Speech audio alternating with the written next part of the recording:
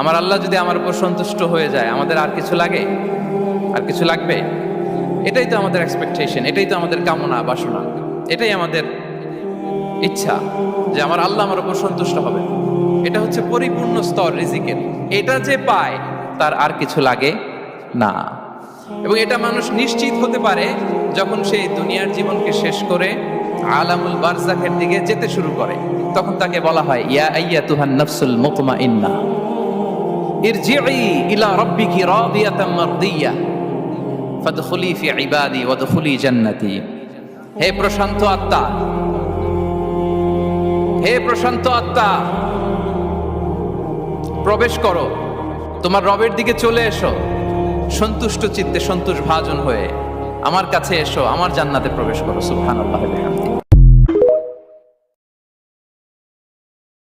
কিয়ামতের দিন আল্লাহ তাআলা 7 শ্রেণীর ব্যক্তিকে তার আরশের নিচে ছায়া দিবে।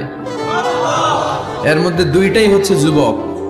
হচ্ছে ওই যুবক শাবুন নাশাআ ফি ইবাদাতিল্লাহ, যে যুবক তার যৌবনটাকে আল্লাহর ইবাদতে কাজে লাগায়, যে যুবক তার যৌবন বয়সে পর্নোগ্রাফি দেখে না, হিন্দি সিনেমা দেখে না, অশ্লীল কোনো কিছুই তারা দেখে না, এই সময়টা তারা আল্লাহর ইবাদত করে কাটায়। আর আরেক শ্রেণীর যুবক, যে যুবককে পাপ কাজের জন্য, পরকীয়ার জন্য অফার করা হয়, সুন্দরী মেয়ে তাকে অফার করে, দেখো আমি সুন্দরী, সুস্নিগ্ধা, অনন্যা, প্রিয়ংবদা, সুহাসিনী, সুকেশিনী, সুভাসিনী, অসূর্যম পোষা, মেঘ কালো কেশ, কাজল কালো চুল, হরিণের মতো ডাগর ডাগর আমার দুটি চোখ। কিন্তু যুবক সেদিকে ভ্রুক্ষেপ করে না। ওই যুবক বলে, ইন্নী